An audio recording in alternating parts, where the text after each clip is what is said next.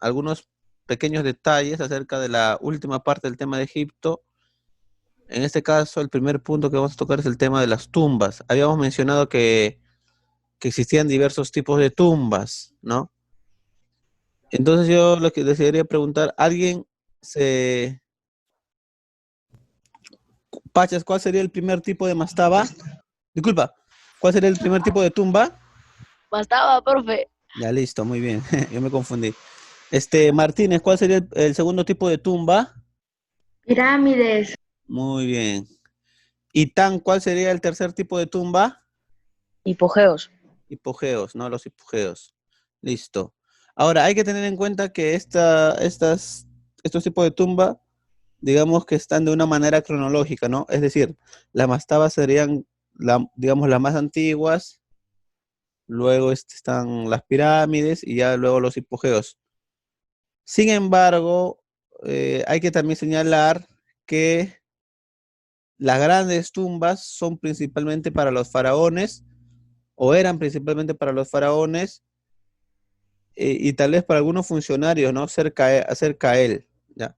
Esto cambia, digamos, durante el tiempo de la historia de Egipto, ¿ya? Porque la historia de Egipto duró muchos, muchos años, duró prácticamente miles de años, un aproximado de 3000 años. Entonces, en ese largo periodo van cambiando muchas cosas. Siempre tener en cuenta eso. Siempre tener en cuenta eso, ¿ya? La escritura egipcia, chicos, existieron de tres tipos, ¿no?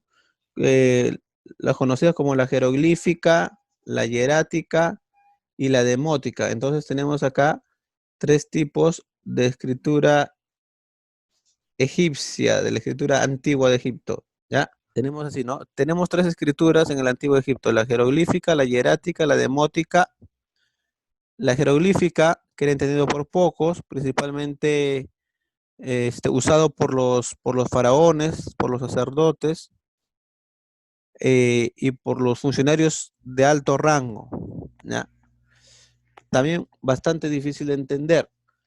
Luego tenemos la hierática. La hierática se usó también mucho, lo usaron también mucho los sacerdotes. Es una forma, digamos, evolucionada de la escritura jeroglífica. Y finalmente tenemos la demótica, ¿ya?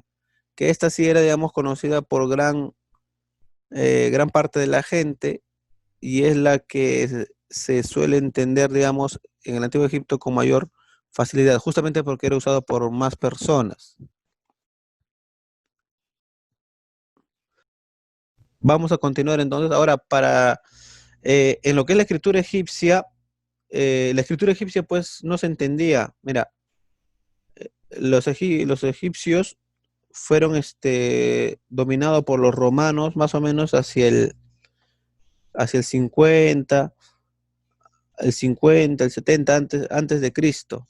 Entonces, eh, por mucho tiempo, podríamos decir casi por 1700, 1800 años, su escritura no se sabía qué significaba, era todo un misterio. Entonces, para más o menos para casi 1800 años después, un señor llamado Napoleón fue hacia Egipto, y junto a él fueron, y junto a él fueron muchos estudiosos, ¿no? Muchos estudiosos, y ahí van a encontrar la tan conocida como la piedra Roseta, ¿ya? Ahí van a encontrar la piedra Roseta, que va a ser fundamental para entender lo que decían los jeroglíficos. Eso es muy importante. La piedra Roseta va a ser muy importante para entender lo que decían los jeroglíficos.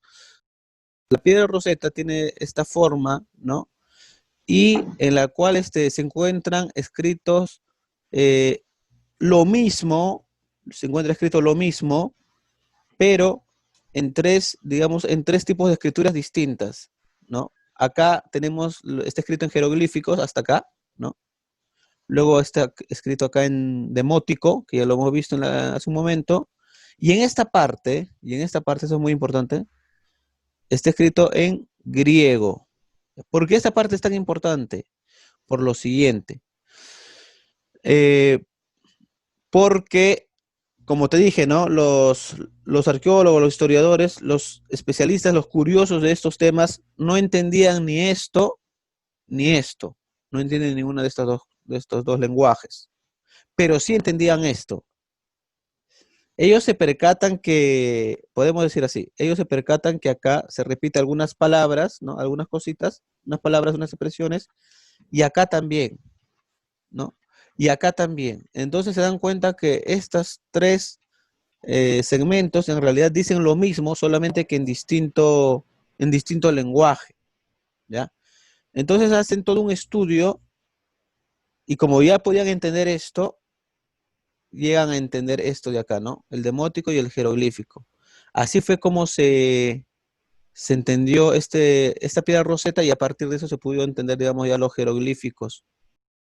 Ya, les explicaba. Entonces, hubieron diversos estudios, ¿no? Para entender esta piedra y digamos, el que logró los mayores avances fue el señor conocido como Champollion. Champollion fue el especialista, digamos, que logró descifrar el significado de estos lenguajes, de estas palabras, ¿no? De los lenguajes egipcios. Él es Champollion, el que logra descifrar y el que da los mayores avances en relación a este tema. Los egipcios tenían una religión muy interesante, ¿ya? Porque hay muchas ideas que se parecen a la de otras religiones, pero digamos que los antiguos egipcios tendrían la ventaja, si se quiere, entre comillas, de haber sido los iniciadores de estas ideas. Vamos a ver de qué ideas. Por ejemplo, los antiguos egipcios relacionaban a sus dioses en tres personas, ¿no? Hacían lo que era conocido como las trinidades. Había trinidades de tres dioses. Más o menos era papá, mamá y Dios. Papá Dios, mamá diosa, hijito Dios. ¿Ya? Esas eran trinidades. Habían trinidades en el antiguo Egipto. Otra cosa que también tenemos que tener en cuenta, una vez más, como la historia egipcia es muy extensa, muy, muy extensa, entonces hay muchos dioses, bueno, hay muchos dioses, ¿no? Por lo que se dice que la religión egipcia es, ¿qué cosa? Es politeísta, ¿ya? Acá lo voy a marcar. Nos dice que la religión egipcia ¿qué cosa es la religión egipcia? ¿Qué cosa es la religión politeísta, ¿no? Porque hubieron muchos, muchos dioses, ¿ya? Bueno, y estos diversos dioses tenían muchas formas, ¿no? Principalmente,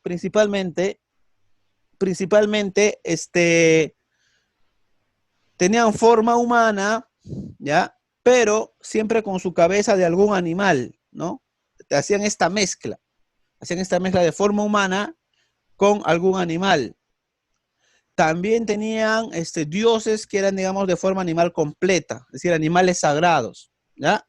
Ahí, por ejemplo, en lo que son de forma mezclada, vamos a ver cuáles son en un momento, antropomorfa, ¿no? Con representaciones de cabezas de animales, y también las que tienen forma de animales, solamente de animales. Por ejemplo, el buey apis, ibis, el ave fénix, el halcón, el chacal. También eran considerados como dioses, ¿no? El hipopótamo, el cocodrilo, etcétera, ¿ya? Ahora, acá nos aparece una lista de dioses. El dios Ra, el dios Horus, el dios Osiris, el dios Isis, el dios Tot, el dios Imhotep, Anubis, Set. Ahí nos aparecen esos dioses. Pero ¿por qué tantos dioses tienen y no uno? Mira, acá lo voy a marcar primero, ¿ya? Hace un momento te dije que habían trinidades en los dioses egipcios. Había una trinidad, por ejemplo, ¿quiénes eran esa trinidad? El dios Osiris, el dios Isis, mejor dicho, la diosa Isis y su hijo Horus. ¿Qué pasaba con esta trinidad? Bueno, que el dios Osiris había sido, digamos, asesinado, ¿no? Por su hermano, El río Nilo. por su hermano Set, ya que se le conoce como el dios malvado, había sido asesinado por este dios, y entonces su hijo, que es el Horus, tuvo que luchar contra Set.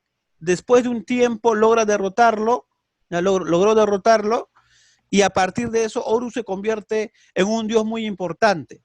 Se convierte, por decirlo de alguna manera, como en el dios de la civilización, es decir, el dios que a los egipcios les va a enseñar qué sé yo, a cultivar, ¿no?